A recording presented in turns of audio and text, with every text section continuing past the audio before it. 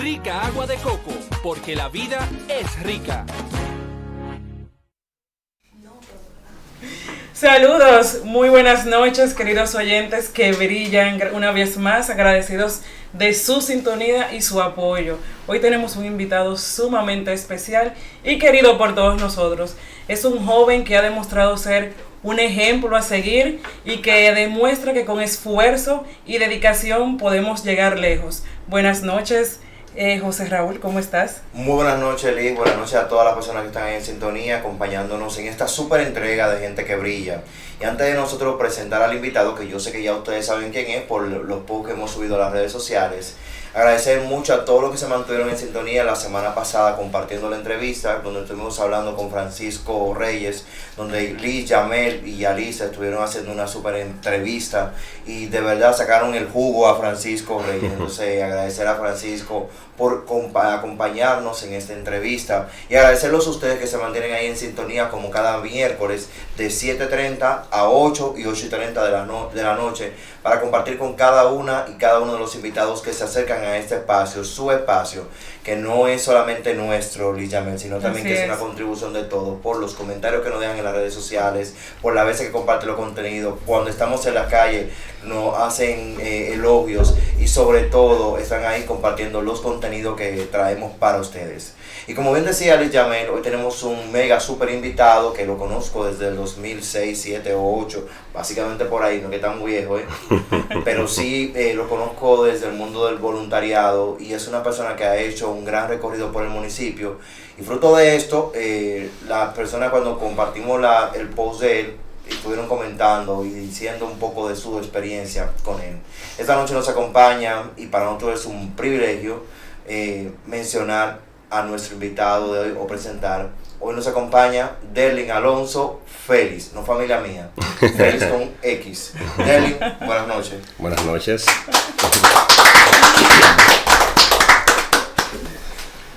Bueno, Derlin, muchísimas gracias por acompañarnos en esta entrevista de Gente que Brilla. Segunda temporada ya llegando a su cierre. Ya vamos ahora a la tercera temporada de Gente que Brilla y nosotros estamos sumamente contentísimos por lo que estamos logrando nosotros en el municipio de Villa Altagracia.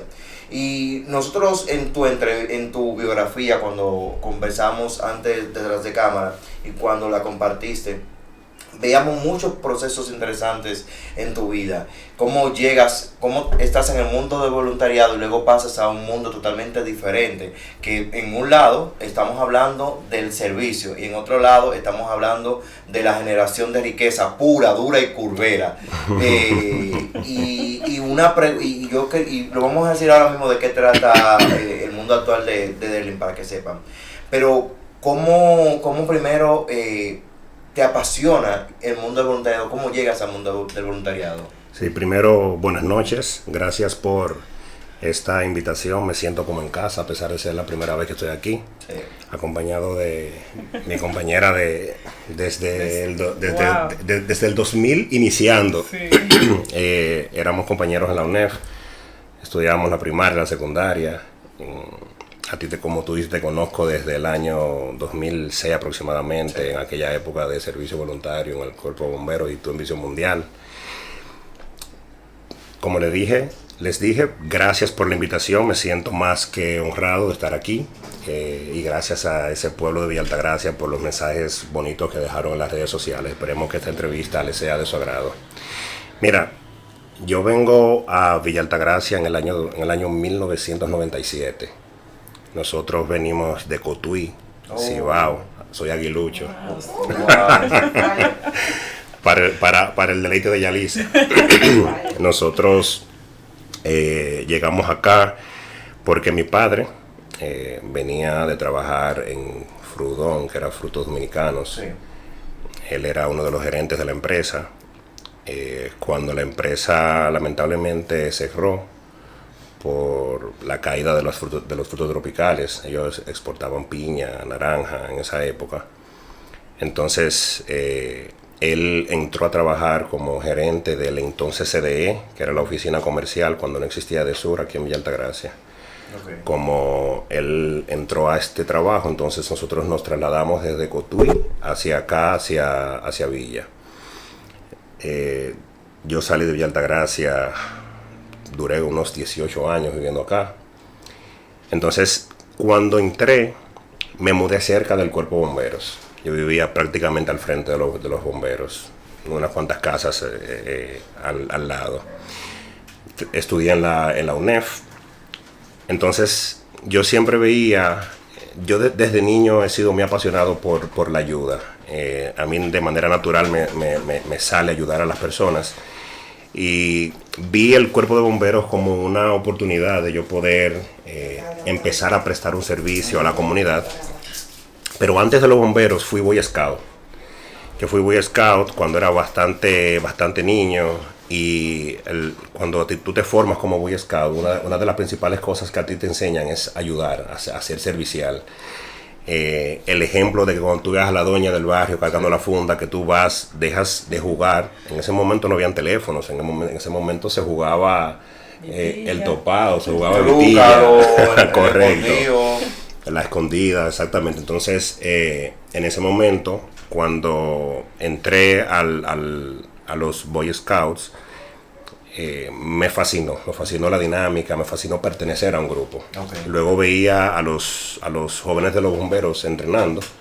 Yo recuerdo que esto inició con un señor llamado Luis Osoria, tú lo conoces. Sí, es un ciudadano ejemplar de este municipio, que él empezó a formar lo que era la Brigada de Rescate Especial, la Unidad de Rescate Especial, que era la URE. Yo entré entonces como alistado en si se quiere, en una especie de academia. Entonces, el proceso de entrenamiento duraba alrededor de un año, de mucho entrenamiento, mucha capacitación, sí, pero también mucho ejercicio físico. Porque la visión de esa unidad era dotar a los jóvenes de conocimiento y de las capacidades corporales para poder ayudar a la comunidad en términos de emergencia. Entonces, entré en los bomberos, entré en los bomberos, me formé desde el año 2003 y desde ahí todo fue historia. 2003 hasta la fecha sigo siendo voluntario, pero yo inicié como bombero voluntario.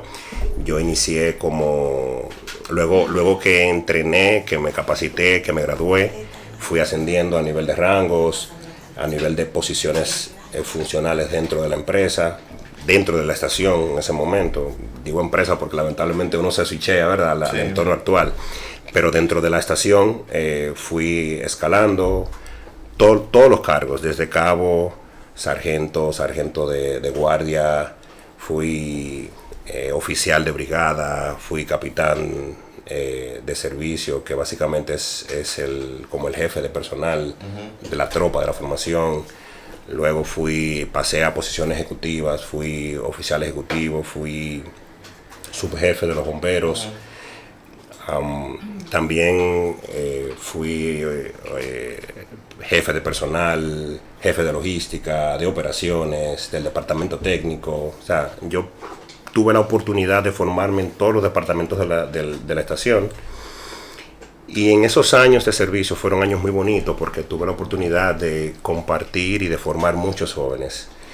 Nosotros llegamos a tener unidades, pelotones de más de 100 jóvenes que entrenábamos, formábamos en disciplina, enseñándole el valor de la disciplina, el valor de las buenas costumbres. Lo entrenábamos en el servicio social, en el rescate, en cómo actuar ante emergencias, cómo se sofoca un incendio, cómo se prestan primeros auxilios, cómo se brinda la ayuda humanitaria. Entonces al final, digamos que así fue que logré entrar al cuerpo de bomberos y básicamente desde el 2003 pasé por voluntariado, luego fui un bombero permanente, que así le llaman al personal remunerado, y luego volví a salir de entonces cuando empecé mi trabajo formal ya en la capital. Entonces permanecía viviendo en Villa, pero entré continué aportando servicio como miembro voluntario de la Guardia Voluntaria del Cuerpo de Bomberos. En la actualidad sigo siendo voluntario, ya lamentablemente por las responsabilidades tanto familiar como laboral, no tengo todo el tiempo que disponía antes para poder ofrecer un servicio constante como si lo hacía, pero sigo siendo bombero, y ser bombero nunca se borra, eso se mantiene en el corazón, así que... Wow. Perdóname, Liz. Nos dejó muy un monólogo. No, a nosotros nos gusta Sí. que los invitados se desplayen y también puedan compartir su experiencia en cada pregunta que le hacemos. Y me surge más que una duda, como un cálculo. ¿Cuánto tiempo duraste siendo bombero? Porque mencionaste que llegaste a Villa en el 97 y a los 18 años después te moviste. Sí. Entonces, ¿cuánto fue el tiempo de voluntariado que estuviste en el cuerpo de bomberos? A pesar de que tú mencionas que continúa, pero Correcto. activo al 100. Sí, no, activo yo duré desde el 2003 de manera continua e ininterrumpida hasta el 2015. 3, 15, entonces... De manera ininterrumpida. Vienen siendo 12 años. Correcto. Entonces, Y luego entonces que salí a trabajar como ingeniero, lamentablemente por las responsabilidades ya no dispongo del tiempo de poder sí. ofrecer un servicio continuo como desearía hacerlo. Derlin, escuchándote, tuviste una agenda muy apretada durante tu niñez y adolescencia. Y para los que ya te conocemos, sabemos muy bien el buen estudiante que fuiste y que por demás tus preparaciones y tu currículum lo dice. ¿Con qué tiempo Derlin podía conjugar ese servicio social con la escuela y con los estudios universitarios?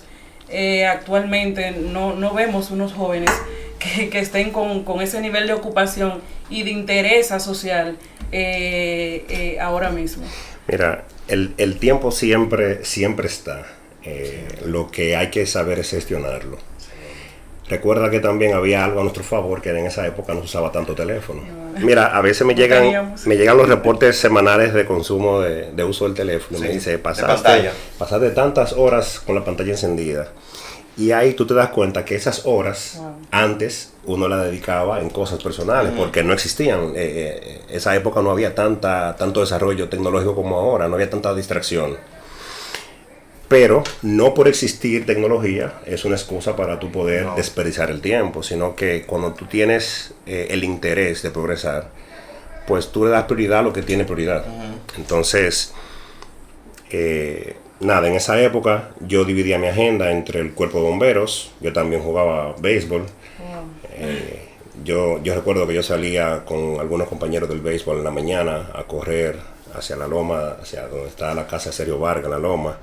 Corríamos en la mañana, llegaba, hacía mis ejercicios hasta las 8, luego me bañaba, iba a trabajar a los bomberos cuando pertenecía al personal remunerado.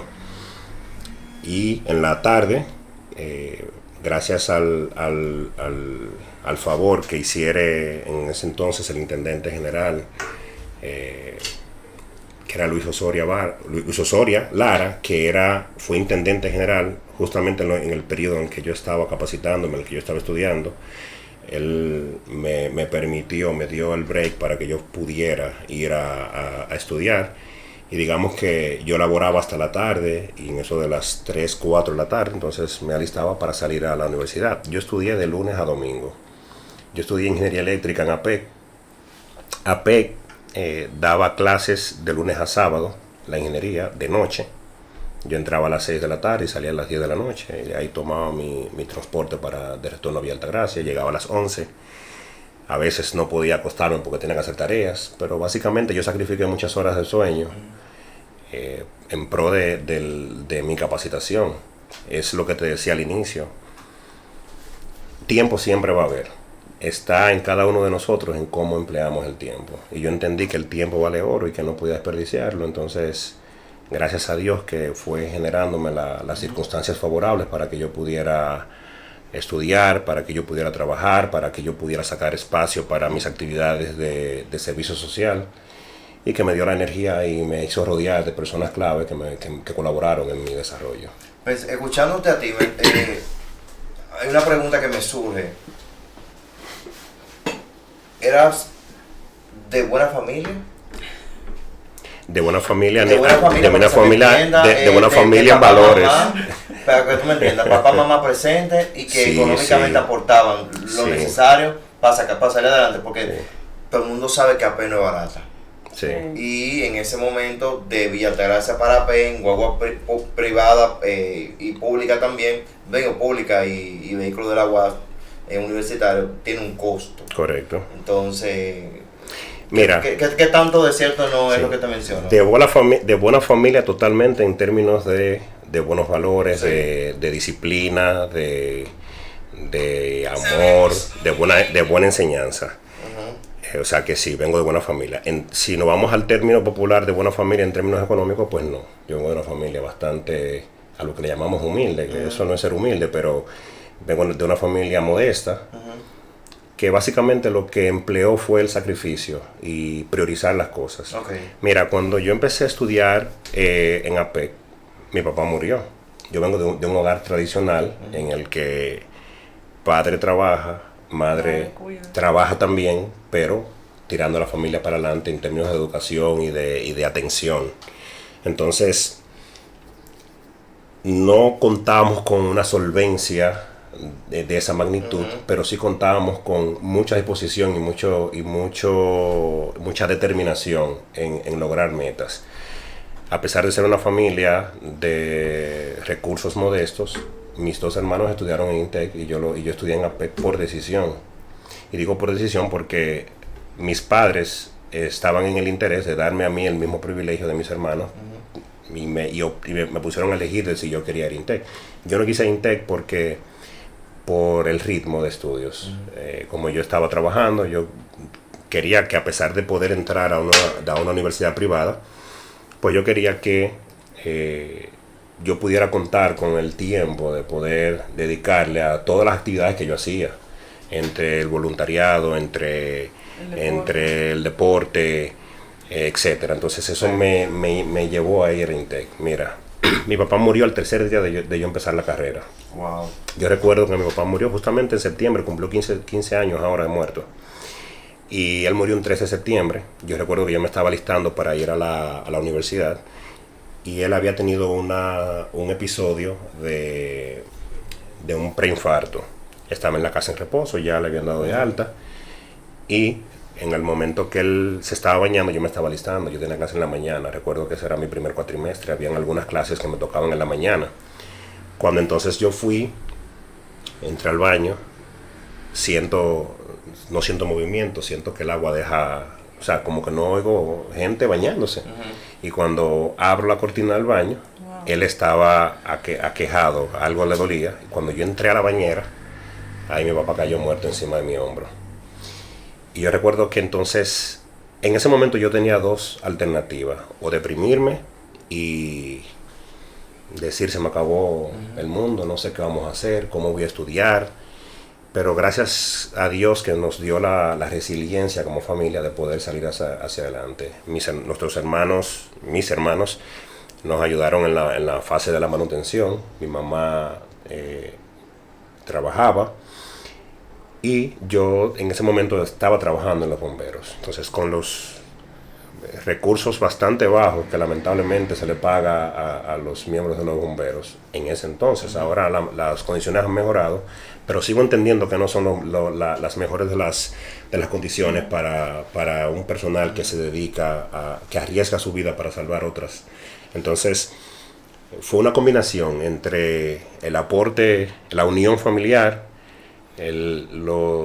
por así decirlo, los chelitos que mi mamá podía alcanzar, mi sueldito de los bomberos, y Dios fue perfecto, como siempre lo ha sido y como siempre lo será, y su misericordia permitió que yo decidiera entrar en APEC.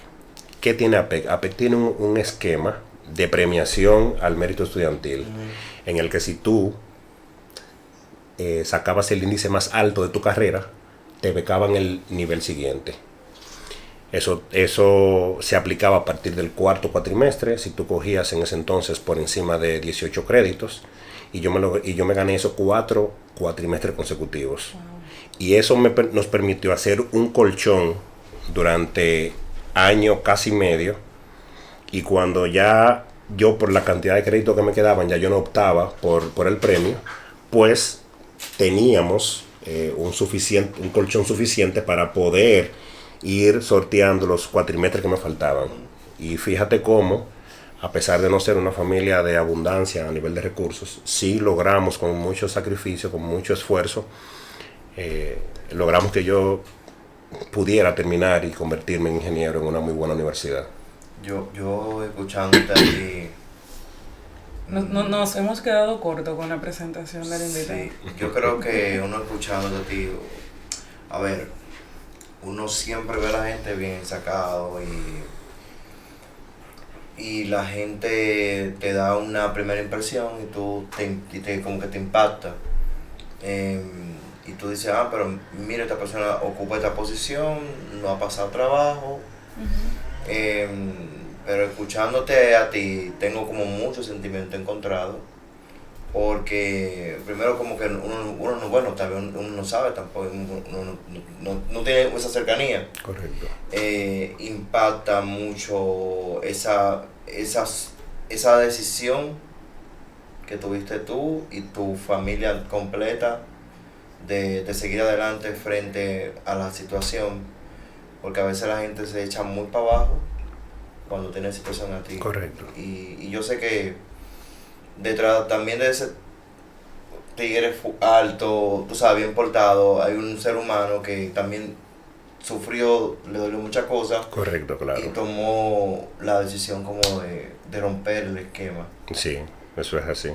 Sí, era lo que te decía. Teníamos dos alternativas. O me sentaba en la casa a deprimirme, o tenía la opción de optar por no desenfocarme. Yo tenía una meta muy clara. Yo soy alguien que se traza objetivos y me gusta cumplirlos. Y entendí, claro, mira, yo creo que es una combinación.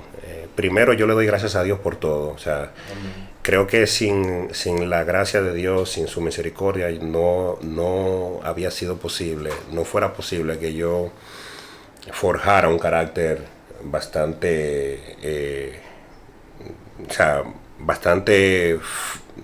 si se quiere, no frío, pero sí maduro. O sea, son pocas las vicisitudes que a mí me hacen tambalear, por decirlo en un modo llano. Todas las experiencias que yo viví en el Cuerpo de Bomberos, uno se enfrenta a muchas situaciones de emergencia, uno se enfrenta a muchos escenarios, muchas imágenes que son delicadas, que van haciendo que el carácter de hombre a uno se le vaya desarrollando. Y uno pueda reaccionar con un poquito de templanza cuando vienen esos momentos de dificultad. Hubo otra situación que también en el pasado me generó mucho dolor. Tú sabes que cuando uno juega béisbol, todo lo que uno respira es béisbol. O sea, tú no piensas en más nada que no sea en el deporte. Y yo recuerdo que en el momento en que yo me sentía en mejores condiciones físicas, a nivel de agilidad, yo no te voy a decir que yo era un Juan Soto ni un Fernando Tatis, pero sí estaba haciendo el esfuerzo de poder llegar a una firma, pero me chocó una jipeta frente a Orange. Yo le hice un favor a un amigo mío que estaba haciendo un mantenimiento a un motor y me dijo, mira, hazme un favor, ve al Boricua y cómprame un aceite. Y cuando yo me iba a ir caminando, porque de los bomberos al Boricua, no Boricua el de la 30, sino el de la 19, son un par de metros. Me dijo, no, pero ve rápido, ve en el motor. Y justamente cuando nosotros íbamos en el motor, iba con un amigo mío, de allá también de los bomberos. A él no le pasó nada, gracias a Dios, porque yo serví de escudo. Había un camión dejando unos alimentos de caballo en una ferretería, en una agroveterinaria que había al lado del laboratorio. Y el camión, yo estaba justamente en el punto ciego, y el señor del camión entró a la calle. Y como aquí en Villa Altagracia la calle es una doble dirección, cuando él entró, me topó entonces en el lado derecho y me empujó. Él no me chocó, pero me empujó hacia la otra vía, y justamente ahí venía, yo recuerdo como hoy, una Mitsubishi de la antigua cuadrada con una defensa que era color azul, de un señor de ahí de Limby. Wow. Y nada, se me rompieron los dos brazos. Ese fue mi último día como yo, de hecho, yo venía del play, yo tenía la ropa del play. Ese fue mi último día como pelotero. Y yo tenía 16 años. O sea, yo estaba en el momento ideal para yo poder intentar conseguir una buena firma, entre 16 y 17 años. Fue algo muy impactante que a esa tan joven, tan temprana edad, yo no estaba totalmente preparado a nivel psicológico, pero, como te dije, mis años de formación en los bomberos hace que uno adoptara una forma de ver las situaciones difíciles con otra cara. Nada, yo no pude continuar en los bomberos. En lo que me recuperaba, duré como 2 años en terapia. Entré a Infotep. En Infotep hice los cursos de electricidad. Empecé por electricidad residencial, industrial, controles eléctricos, reparación y construcción de inversores. Bueno, hice todos los módulos. Duré 2 años. Entonces, cuando ya decidí volver a la universidad, ya fue en el 2010, la universidad en la que yo estaba, que era la OIM, la tuve que paralizar por el play. Ya el béisbol me requería mucho tiempo y la universidad me estaba provocando que fuera más lento. Entonces, como mi interés era ser pelotero, no en ese momento no ser un ingeniero, salí de la OIM. Cuando me interesé por la electricidad, yo en la OIM estudiaba ingeniería en sistemas. Cuando vuelvo a mi alma mater, me dicen que ellos no dan la ingeniería eléctrica. Y eso fue lo que detonó que yo terminara en APEC. Cuando uno se pone a ver, a reflexionar sobre tantas cosas que a uno le han pasado, a veces en el momento que tú estás pasando por la situación, tú no entiendes el porqué. Pero mira, que yo hoy día le doy gracias a Dios. A mí, fíjate cómo de una jipeta que me rompió los brazos, eso me provocó que yo me fuera a estudiar en lo que me recuperaba a Infotep. Eso hiciera que yo me interesara por una nueva rama de la en ese momento técnica, y luego me interesé por la ingeniería. Y terminé en una universidad que no fue ni siquiera la que yo inicié. Entonces, sí, fueron cosas feas, pero Dios me la cambió por cosas muy bonitas. Entonces, no tengo nada de que arrepentirme. Amén. Sí, eres un verdadero ejemplo de que siempre hay una luz al final del camino. Y tras haber estudiado la ingeniería eléctrica y verte graduado summa cum laude, si no me equivoco, Sí. te has especializado en energía renovable. Sí. ¿Cómo ha sido ese trayecto en el sistema energético y qué cambios ves tú en nuestro país tras toda la problemática que hemos vivido por años en ese sector? Sí, mira, para darte un poquito ya aprovechar de que me entré a la rama de estudios en la ingeniería, como les mencioné, yo me especialicé como ingeniero eléctrico en APEC. Gracias a Dios me gradué con buenos honores, summa cum laude. Luego me fui a la EOI, que es la Escuela de Organización Industrial, que está en Madrid, a especializarme en mercado energético y energía renovable con una beca del MESID. Eso fue en el año 2017, terminé 2018. Yo soy muy inquieto a nivel de estudios. Yo trato siempre, todos los años, no quedarme sentado. Trato de buscar una especialidad. Entonces, cuando no estaba haciendo maestría, entonces estaba haciendo muchas especialidades, muchos diplomados, muchos cursos, muchas certificaciones. Yo entré en EDESUR en el año 2014. Entré primero como pasante, luego que hice el programa de pasantía de 3 meses en EDESUR, entré en el organismo coordinador del sistema eléctrico. El OC es un organismo que está conformado por todos los agentes del mercado, que tiene la misión de coordinar y supervisar la operación del sistema en tiempo real y de calcular las transacciones económicas entre agentes del mercado. Básicamente los es el operador del mercado mayorista. Estas luces que vemos aquí pasan por un proceso de transformación desde una empresa generadora que produce la energía dependiendo de la fuente. Algunas generadoras utilizan gas natural, Otras empresas generadoras utilizan carbón mineral, otras utilizan fuel oil, otras utilizan el viento, otras el sol, el agua, en el caso de las hidroeléctricas. Entonces, esa energía se produce, se transforma utilizando unas subestaciones de elevación. El voltaje de generación se lleva al voltaje de transmisión. Luego eso va a las subestaciones de distribución en la que las empresas distribuidoras toman la energía de la red, la transforman a los niveles de voltaje que usamos ya a nivel residencial, a nivel industrial. Entonces, básicamente ese es el esquema de cómo finalmente podemos tener energía eléctrica. Que no entendí nada. No entendí nada, pero traté de ser lo más llano. Te queremos. Sí, entonces, pero luego, sí, continúa. Sí, no, entonces te mencionaba que entré a Edesur, luego entré también competí para poder entrar al OCE, gané la competencia como pasante. Al OCE, al organismo coordinador, correcto. Luego entonces, estando en el OCE como pasante, cuando casi culminaba mi pasantía, entonces me llamaron de Edesur para fijarme como ingeniero ya formal en el departamento de análisis energético, fruto del desempeño que tuve como pasante. Claro, era un grupo amplio de pasantías y siempre hay un grupo de seleccionados. Gracias a Dios yo fui uno de esos seleccionados.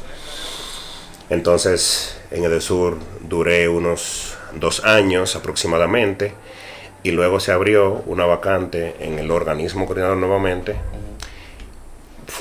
Competí, ahí se entra por un sorteo, o sea, se hace un ejercicio de exámenes en el que múltiples profesionales se evalúan a nivel de capacidad técnica, capacidad analítica. Perdón, nada que ver con lo político. No. Simplemente mérito propio y conocimientos. Sí, Dios, como te dije al inicio, Dios fue trillando el camino y lo fue peleando por mí y me permitió prepararme para que cuando llegara la oportunidad yo pudiera aprovecharla. Como te dije, para entrar en ese organismo, es un organismo descentralizado que está compuesto por todos los agentes del mercado y como órgano independiente es el árbitro, es quien calcula las transacciones económicas del mercado y es quien coordina y supervisa la operación en tiempo real del sistema. Entonces, para poder entrar ahí hay que someterse a un concurso, tomar exámenes, te hacen evaluaciones a nivel conductual, te hacen evaluaciones de habilidad. Y gracias a Dios logré entrar entonces al OCE.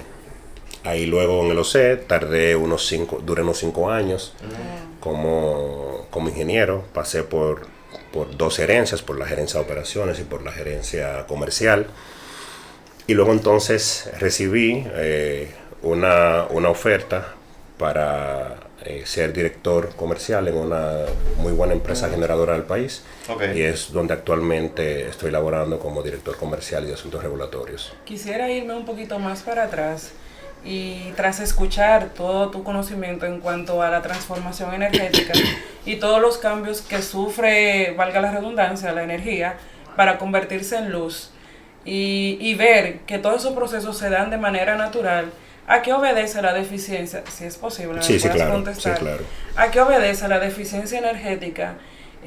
Básicamente en nuestro país, aunque quizás sucede en otros países, pero aquí que estamos y lo estamos sufriendo y por tantos años nunca se ha regularizado el sistema energético si se produce de manera natural. Mira, en palabras llanas. Mira, no entiendo, porque a veces yo sé que tus conceptos son muy amplios. Sí, mira, no quiero que se me ofendan, que el público se me ofenda, pero realmente es una responsabilidad compartida. Primero, el dominicano no le gusta pagar energía eléctrica. Cuando hablo del dominicano es para decirlo en términos generales. Uh-huh. Por ejemplo, cualquier hogar típico de cualquier campo hoy día tiene teléfono, uh-huh, paga internet, paga cable, son servicios que si tú no lo pagas te lo cortan. Y lo pagas conforme. Y se preocupa por comprar un equipo caro. Sí, tienen iPhone, tienen buenos Samsung. Sí. Y un televisor. Pero es el mismo dominicano que cuando consume la energía eléctrica se queja porque la factura le llega de 3,000 pesos. Pero paga entre otros servicios, entre internet y lo que mencioné, paga 5 o 6 mil pesos conforme. Y está consciente de que si no paga, le cortan. Pero en barrios populares sucede que si hacen corte por no pago, quieren agredir al joven que simplemente está cumpliendo con su rol. Le dan un listado de los clientes que no están en pago y él va a ejercer el corte y lo quieren agredir. Entonces, ¿qué es lo que usualmente hace el dominicano? O se conecta directo o simplemente busca cómo poder truquear y pagar parte y la otra parte conectarse.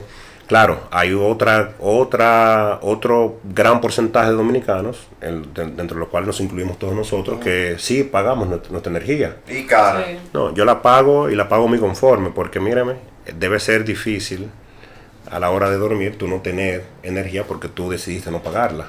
Claro, eso es al margen de aquellas personas o aquellas familias que tienen situaciones económicas apremiantes. Sí. Entonces, decía que es una responsabilidad compartida porque hay una parte de cultura dominicana que entendemos como dominicanos que nos merecemos el servicio energético de manera gratuita, pero también hay otra parte que es una decisión estatal. O sea, el Estado dominicano debería poder trabajar en pro de la normalización, de la regularización del servicio energético, sin escatimar las implicaciones que eso tenga a nivel de popularidad. Mira, cuando tú le quitas a cualquier ser humano algo que siempre tuvo de manera gratuita y se lo regularizas, eso genera una increpación, un malestar. Y yo siento que a nivel histórico todos los gobiernos que han tenido la oportunidad de dirigir el país no han afrontado esto de manera directa, de manera frontal, de manera seria, en el sentido de que, mira, al margen de que yo pueda no ser beneficiado en un futuro con otros votos, yo voy a resolver esto. Entonces creo que es una responsabilidad compartida. Y creo que la balanza se va un poquito más del lado del ciudadano, en el sentido de que como ciudadanos, como entes que vivimos, residimos en este país, tenemos una responsabilidad.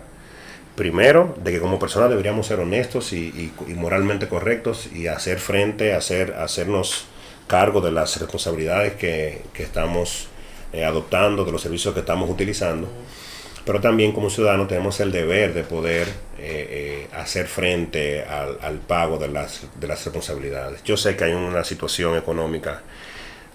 Todos nosotros tenemos situaciones económicas que quisiéramos, algunos ganar más, otros que no ganan y quisieran tener un empleo, otros que no tienen el empleo, pero sí tienen necesidades económicas. O sea, al final el dinero es transversal a todo ciudadano, independientemente de sus condiciones. Claro. Entonces, si como ciudadanos afrontamos con responsabilidad, con la misma responsabilidad que afrontamos los servicios de telefonía, afrontamos el servicio energético, las cosas no estuvieran pasando. Eso en términos yéndome por la parte de las pérdidas que envuelven a las empresas de distribución. En términos energéticos, nosotros tenemos una situación de insuficiencia parcial. Digo insuficiencia parcial porque hay horas del día en que tenemos exceso de generación, pero hay otras horas en que el parque de generación no es suficiente. O sea, no da abasto por la cantidad de consumo. Sí, mira. O porque el país está sobrepoblado de manera irregular. No, yo me voy a ir al contexto actual. Mira, actualmente hay una situación de un déficit moderado. Realmente hay un déficit moderado, no es un déficit tan grande. Pero eso que ustedes ven en redes sociales de que la gente protesta por los apagones. ¿Qué ha sucedido? Hay unos proyectos grandes que a esta época se supone que deberían estar operando. no quiero mencionar el nombre de la empresa, pero hay una central que es de 400 megavatios. Esa central, la expectativa que se tenía era de que para esta época ya estuviera operando. Okay. Pero lamentablemente no es tan simple construir un megaproyecto. En el camino surgen retrasos y a veces pudiéramos decir que no necesariamente tienen que ser atribuibles al desarrollador. A veces o un contratista se atrasa o un gran componente en la fabricación tardó más tiempo. Hay muchas cosas que suceden que provocan retrasos en estos grandes proyectos y en esta ocasión uno de ellos tuvo un ligero retraso. Ese proyecto la empresa anunció que hay probabilidad de que entren ahora en diciembre. En diciembre garantizaron, pero diciembre, enero. Entonces esa empresa, tan pronto entre, se acabó el déficit. Pero fíjate cómo, por el retraso de un proyecto, hay una situación en las horas pico, que son las horas nocturnas, Sí. hay una situación de escasez de energía. Yo no lo siento, porque yo apago todo y yo cuando me duermo ya. Pero, a ver, yo entiendo perfectamente lo que tú no mencionas, pero si ya, y ojo, pueblo, esto es un poco curioseando, porque estamos en una entrevista con un gurú del tema energético, según podemos apreciar, y de acuerdo a su biografía. Pero hay otras, la pregunta es porque es cierto que hay un déficit tal vez de generadoras, por decirlo así, pero yo entiendo también que hay otras fuentes alternas que se pueden también utilizar. ¿No se ha considerado, tú como especialista del sector energético, que se introduzcan estas? Mira, les voy a explicar.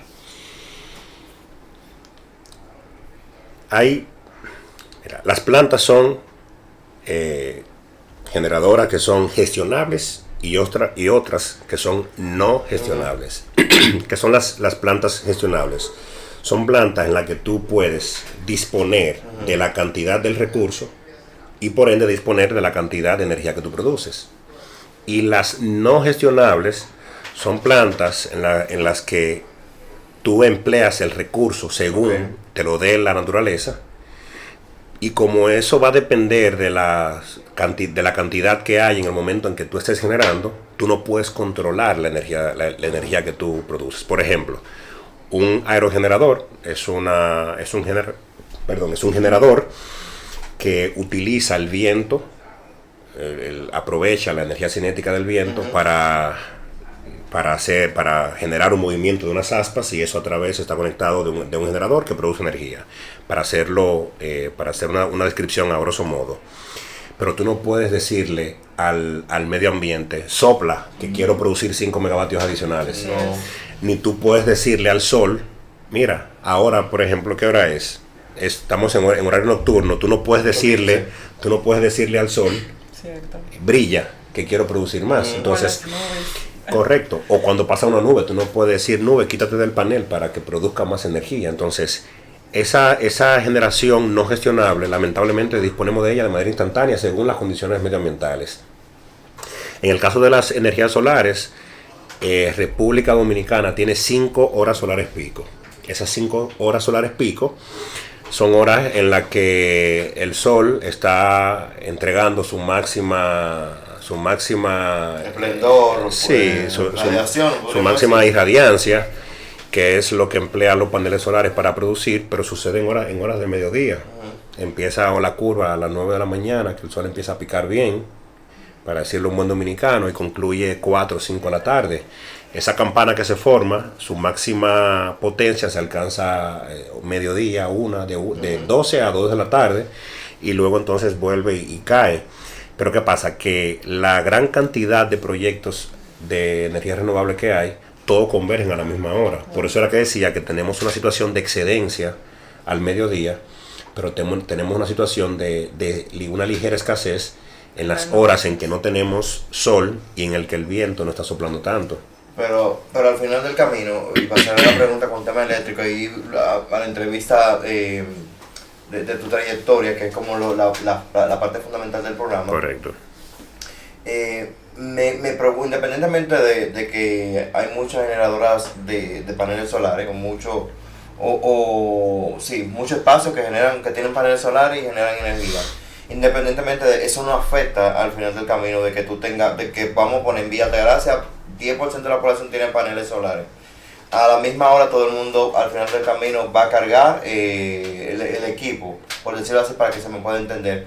Al final del camino no implica que yo tenga paneles, que ese grupo, ese 10% tenga paneles solares, porque lo que entendí era que sí había unas implicaciones en lo que tú mencionas. Sí, mira, cuando me refiero a paneles no me estoy yendo necesariamente a términos residenciales, hablo de plantas generadoras. Okay. Porque tú en tu casa puedes poner 5 o 10 kilos, pero yo estoy hablando de miles de kilos, de millones de kilos que se producen, y eso lo producen grandes plantas de generación a base de paneles solares, que son plantas fotovoltaicas. Entonces lo que te mencionaba era que todas las plantas producen según el recurso, y cuando hay sol, todas producen energía eléctrica a la misma hora. Entonces hay suficiencia, hay excedencia incluso de energía al mediodía. Pero cuando se va el sol, esas plantas simplemente salen, se desconectan. ¿Y cuáles quedan? Quedan las plantas térmicas y las hidroeléctricas. Las plantas térmicas son plantas que aportan firmeza. ¿Qué es firmeza? Es cuando una central generadora puede entregar su máxima capacidad en horas de demanda máxima. Las horas de demanda máxima empiezan a las 8 de la noche y concluyen a las 12 de la noche. Okay. Pero empieza el pico empieza a las 6 de la tarde cuando empiezan a llegar las personas hacia sus hogares, que empiezan a encender los aires acondicionados, que empiezan a encender el televisor, las luces, abanicos. Hay un pico de demanda porque está todo el país encendido demandando energía en ese momento. Y a esas horas nocturnas, solamente las plantas térmicas pueden aportar esa energía. Entonces, ¿qué sucede? Que como las plantas solares, que tenemos bastantes fotovoltaicas, no pueden operar de noche, lamentablemente las que quedan son las plantas térmicas. Y ahí es que menciono este proyecto de 400 megavatios que tuvo un ligero retraso y que concluye su construcción, según a la empresa a cargo ha informado a la prensa, entraría en funcionamiento a final de año o a inicio del año que viene. Y no va a ser sino hasta ese momento cuando vamos a poder tener un alivio en términos de lo que está sintiendo el país por exceso de demandas o por insuficiencia de generación. Hay otros proyectos que al corto plazo se están construyendo. Hay una planta de 140 megavatios que va a estar en San Pedro de Macorís. Tiene actualmente 3 unidades y ya está en fase de comisionamiento de la 4ª unidad. Esa sí entra en los próximos meses. Y hay otra planta que está hecha a base de turbogeneradores, turbogás, que está cerrando el ciclo combinado para aportar unos 70, 80 megavatios adicionales, que también va a estar funcionando para el servicio del abastecimiento. O sea que con esos 2 proyectos, en teoría ya debería eliminarse el ligero déficit, porque no es tanto, es pequeño el déficit. Pero no ha sido una decisión de ninguno de los actores, sino simplemente fue una situación de retraso en los proyectos, y en cierto sentido tal vez se pudo haber iniciado esa construcción con un tiempo de antelación un poquito más holgado para poder prever que cualquier retraso cayera dentro del periodo de suficiencia de generación y no que cayera en una época donde estábamos dependiendo de que ese proyecto 100% ya estuviera en línea. Creo que como oportunidad de mejora tal vez se pudo haber iniciado el proyecto de construcción con un poquito más de antelación y no dejarlo para la época en la que dependíamos del cumplimiento al 100% de ese cronograma. Es decir, que no solo es un trabajo del gobierno local corregir la situación, sino también que es un trabajo de todos los ciudadanos de tener esa educación de control de energía, porque bien sabemos que solemos, voy a incluirme, llegar a casa, prender un bombillo aunque no estemos en ese espacio. Sí. Y mira, realmente todos deberíamos tener educación, un uso racional de la energía. Sin embargo, yo no estoy obligado como ciudadano. O sea, yo como ciudadano como tú pago impuestos. no Sí, o sea, al final es un servicio que si yo lo utilizo, yo lo pago. Entonces, si tú quieres irte a Pedernales en tu carro y de vuelta, nadie te puede obligar a que tú nada más puedes llegar a Baní. Tú quieres ir a Pedernales. Tú asumes la consecuencia. Tú vas a pagar tu combustible, vas a someter a tu carro a un mantenimiento más rápido porque transitaste una cantidad de kilómetros determinados. Entonces, como ciudadano, realmente el mundo completo debería ser un uso racional porque el uso excesivo de la energía genera que plantas térmicas estén operando, hay un efecto medioambiental de plantas que emiten partículas que son nocivas al medio ambiente. Yéndonos por esa vía, sí, hay que hacer un uso racional. Pero yéndome al uso neto de la energía, simplemente a mí tienen que facturarme lo que yo consumo. Si yo quiero consumir, pues yo simplemente pago.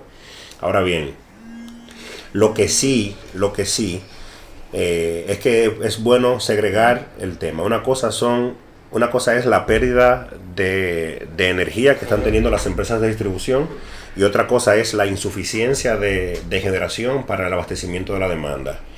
O sea, si me voy por el tema de la responsabilidad de pago que como ciudadanos debemos tener frente a las distribuidoras, pues en efecto sí tenemos la responsabilidad de poder ejercer el pago sin necesidad de que me amenacen, sin necesidad de que salgan a buscarme, de que me corten la luz. O sea, yo debería como ciudadano asumir mi responsabilidad y poder ejercer mi pago de manera voluntaria.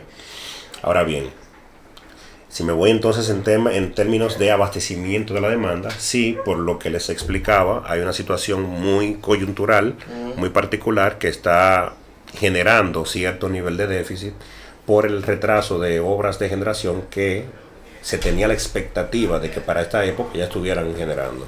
Perfecto. Derlin, cuando detrás de cámara conversábamos nosotros contigo sobre esos planes y proyectos que tienes. Hemos ya escuchado la parte del sector energético, cómo te desenvuelves, lo que has aprendido a lo largo del tiempo de formación. También hemos visto tu camino por el trabajo social a muy temprana edad. ¿Qué nosotros esperamos más de Derlin? En ese sentido, de aquí para poner una proyección 5 o 10 años, ¿qué más esperamos de ti? Sí, yo tengo dos aspiraciones fundamentales en ese plazo que tú mencionas. Sí. A nivel académico, o a nivel profesional, mejor dicho, quiero consolidar una empresa que tengo con un socio, que es una empresa consultora en términos de mercado mayorista. Quiero lograr posicionarla y consolidarla de manera tal que yo pueda dedicarme como ingeniero independiente a la labor, para resumirlo, a trabajar para mí. Esa tal vez es una aspiración que tenemos todos los dominicanos. Todos quisiéramos tener una muy buena empresa, ¿verdad? Entonces, como profesionales es una aspiración.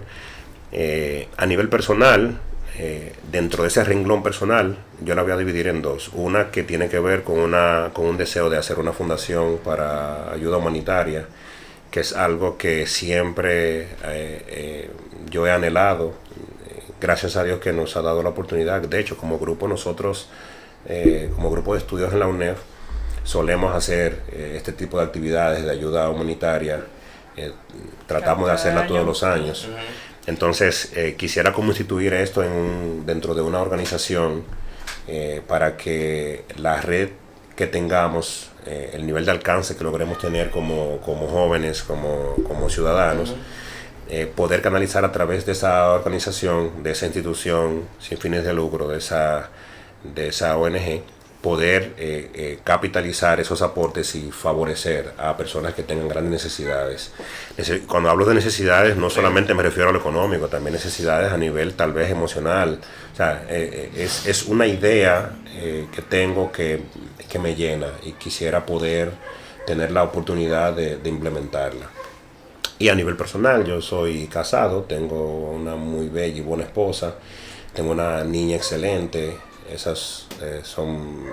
Ellas dos conforman la razón por la que yo me esfuerzo tanto. Entonces quisiera hacer que mi familia crezca, tener 1, 2, no sé, lo que Dios me dé, y evidentemente seguir esforzándome para que mi familia tenga lo que necesitan a nivel afectivo y a nivel económico.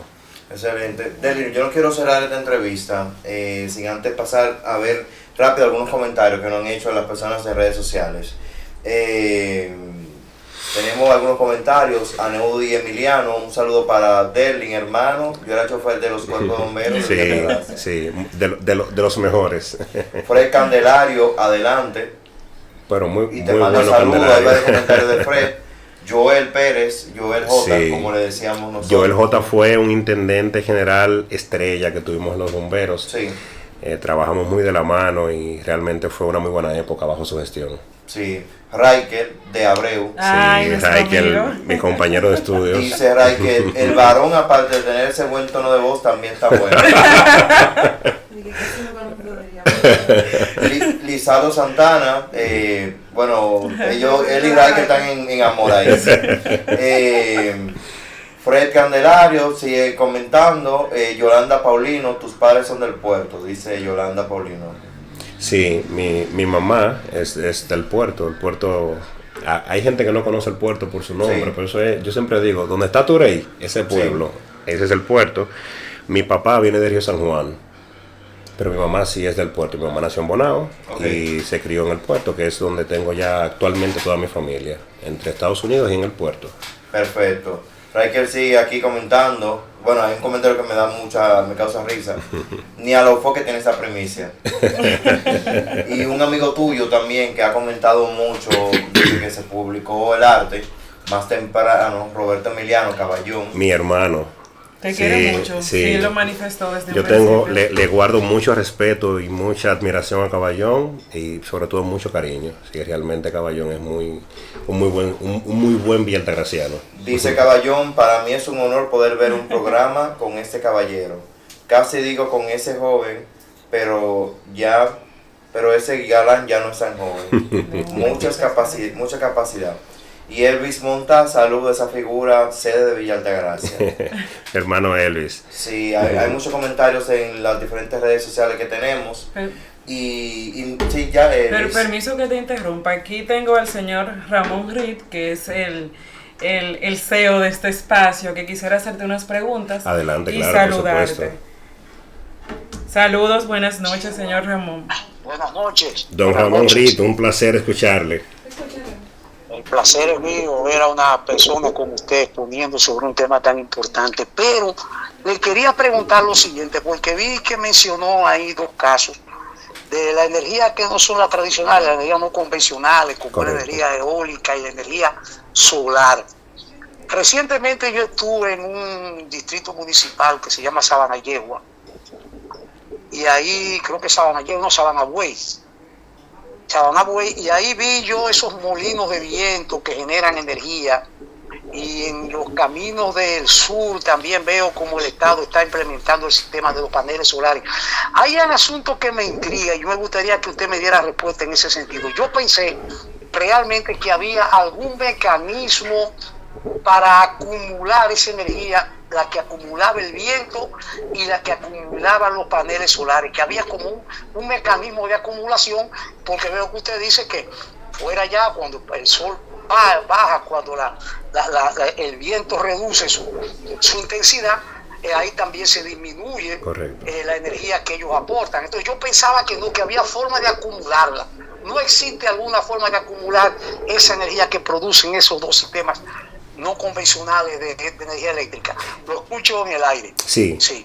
Técnicamente sí existe. Existen, le puedo resumir dos tecnologías primordiales. Una de ellas es el sistema de almacenamiento a través de baterías. Son grandes bancos de baterías que se utilizan para el almacenamiento de la energía. Actualmente, con este aspecto del almacenamiento de energía tenemos una resolución que permite que estas baterías sean utilizadas, pero para el servicio de regulación de frecuencia. Actualmente no se dispone de una norma que permita implementar las baterías para arbitraje. ¿Qué es arbitraje? Arbitraje es un mecanismo mediante el cual las baterías pueden cargarse de energía al mediodía cuando hay excedencia de fuentes renovables, y brindar ese servicio de energía almacenada en las horas nocturnas, que es cuando se genera el pico de demanda.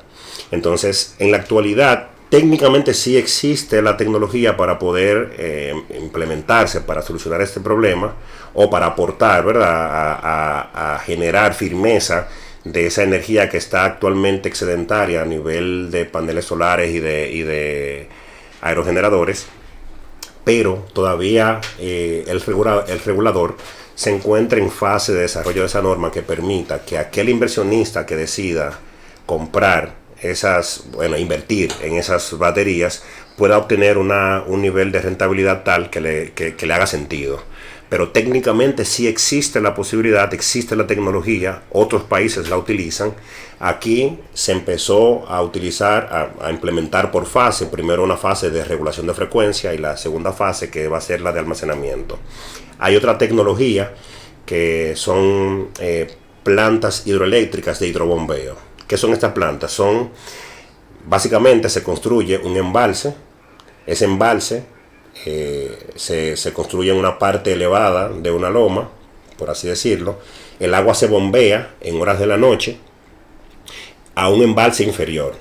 Entonces el agua almacenada en el embalse inferior, en horarios de excedencia de energía, en este caso renovable, estas bombas, este embalse inferior está dotado de bombas que van a entrar en funcionamiento para volver a llenar esa agua que está en el embalse inferior, a volverla a vertir en el agua en el embalse superior. Entonces, básicamente eso es lo que hace. Las bombas consumen energía, evitan que haya excedencia de renovables. Toda esa agua que está en un embalse inferior es bombeada hacia arriba, hacia un embalse, generan un consumo, ¿verdad?, que evita la excedencia, el desperdicio, por así decirlo, de energía renovable. Entonces luego en la noche el agua está arriba almacenada y se turbina para el embalse de abajo. Entonces básicamente es así: del embalse inferior a través de bombas se envía hacia arriba, hacia el embalse superior, y en la noche se aprovecha el agua que está arriba y se aprovecha el potencial el potencial acumulado y la energía cinética para turbinar esa agua y generar energía entonces en las horas nocturnas. Y básicamente ese es un sistema de almacenamiento por hidrobombeo. Las tecnologías existen. ¿Qué hace falta? Hace falta que se generen los incentivos del lugar para que este tipo de inversiones resulte atractiva para los inversionistas, porque es que nadie lamentablemente va a hacer una inversión para no obtener una rentabilidad más allá de la que tu dinero obtiene por estar guardado en el banco, ¿verdad?, en un certificado. Entonces, bajo riesgo, con cero riesgo, tú pones tu dinero en un fondo de inversión y tú obtienes un nivel de rentabilidad por tu dinero. Claro. Pero si tú vas a sacar tu dinero y lo vas a meter a un negocio con riesgos, tú esperas una tasa interna de retorno que sea atractiva para que el proyecto te genere la cantidad de dinero que permite el repago y obtener un beneficio. Entonces, en resumen, sí existe la tecnología.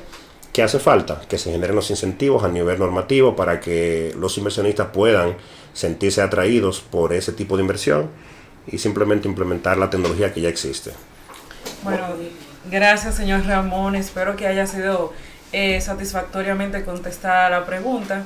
Gracias, Delvin, por estar aquí. Gracias. No quiero irme sin resaltar los premios que has recibido, salvo los que ya todos conocemos: Premio de la Juventud, Premio Nacional de la Juventud, y también el Premio Juventud que hacen aquí a nivel del pueblo.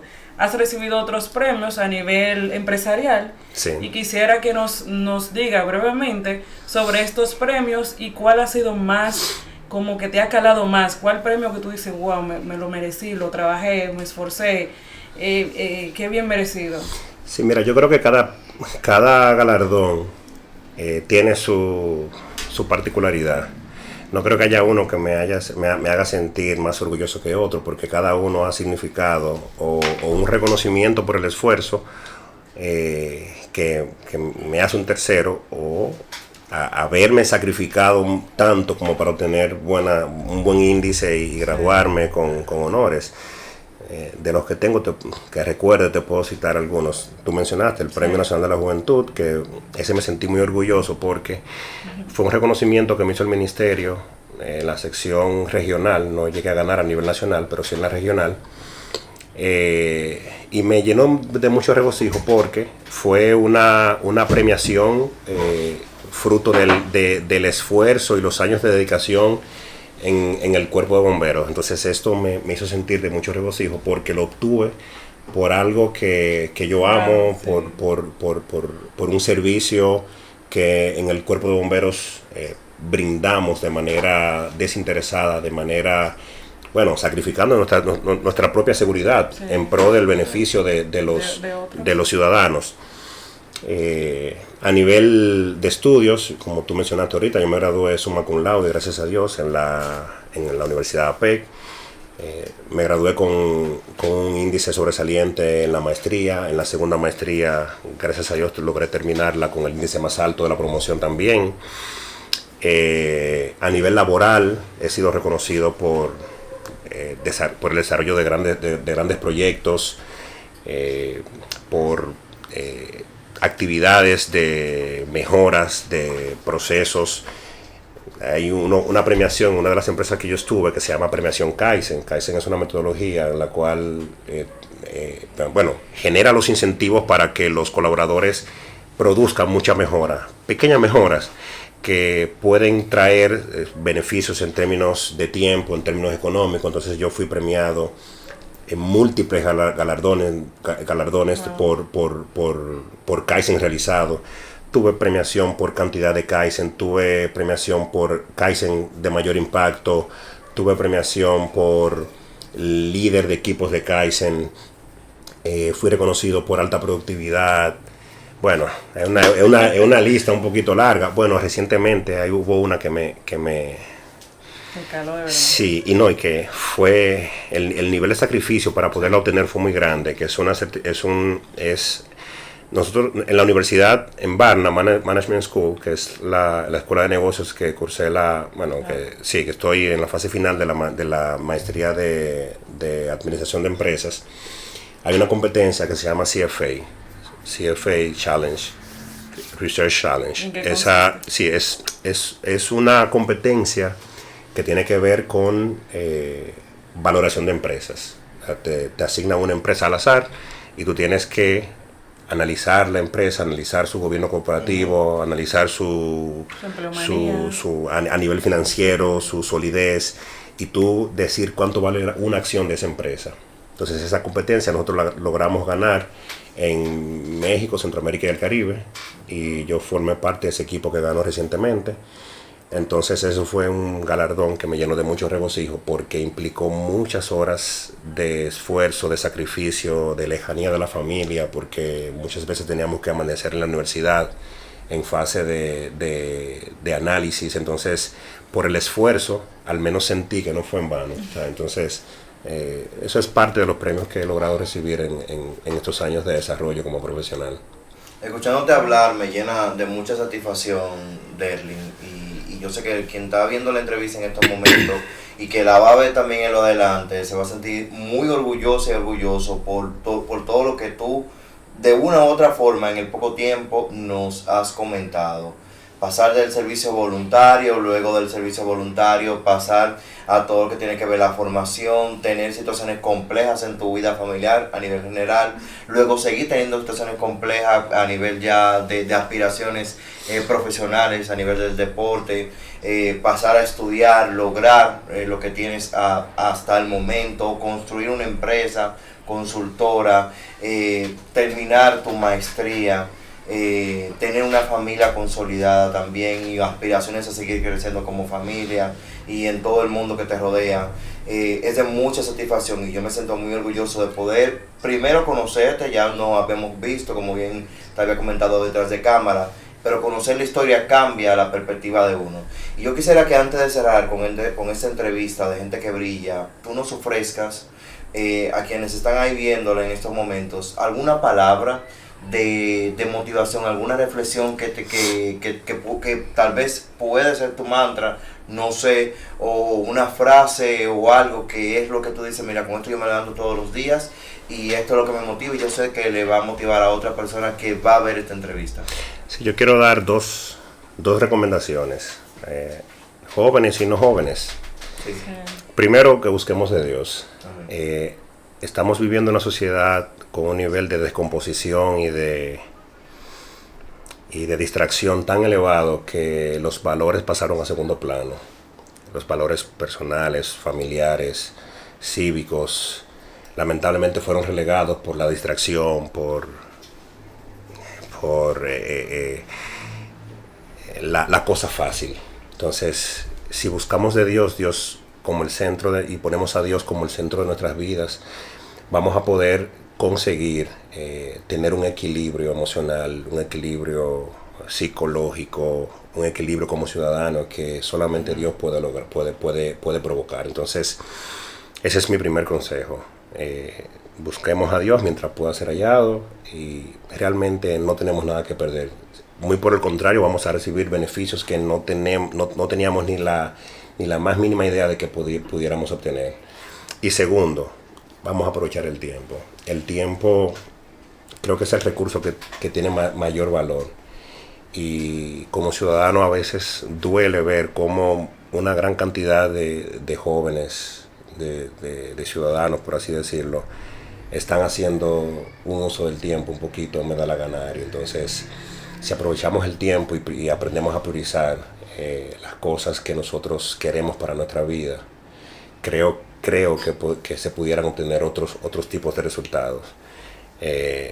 Yo sé que resulta muy fácil querer ser youtuber, querer ser tiktoker, querer ser artista urbano, que son las tres cosas que están en tendencia. Y que es muy tedioso que mientras los compañeros están grabando un video y subiéndolo a TikTok, subiéndolo a Instagram, yo estoy sentado en una mesa haciendo una tarea de matemática. Yo sé que resulta un poquito difícil que todo tu entorno tú sientas que te estás apartando y tú lo que estás es trancado estudiando, pero a la larga ese tipo de vida no es sostenible. Lo que te da sostenibilidad como ser humano, como ente social, es ese nivel de sacrificio y de compromiso en pro del desarrollo de uno mismo, que a la larga es lo que te va a generar a ti los beneficios. Y como te dije, resulta muy difícil, pero es posible. Y no necesariamente se requiere tú tener un padrino, tener un vaqueo político como creemos que es la única vía de crecer. Sí. Creo que con el sacrificio, que con el esfuerzo, si te preparas, cuando la oportunidad aparece, es como tú picharle por el centro a Juan Soto, la vas a batear y la vas a sacar. Yo creo que son esos dos consejos que pudiera darle a los jóvenes para que puedan aprovechar el tiempo, entregarle su vida a Dios y capitalizar ese tiempo que tiene tanto valor y que nosotros ignoramos. Así es. Ha sido muy reconfortante escucharte. Y yo personalmente, que soy tu amiga desde niña, nos da mucho orgullo saber por todo lo que has pasado y todo lo que has logrado. Realmente Gracias. Eres un verdadero ejemplo de esfuerzo, de sacrificio. Gracias por compartir con nosotros tu historia y todos tus conocimientos que magistralmente lo explicaste aquí. Gracias. José Raúl. Gracias a todos los que están ahí pendientes. Gracias por sus comentarios. No olviden seguir nuestro programa. Estamos en YouTube. Y seguir a Gente que Brilla en Villa Noticias por la página de Ramón Reed. Muchísimas gracias. Gracias a ustedes.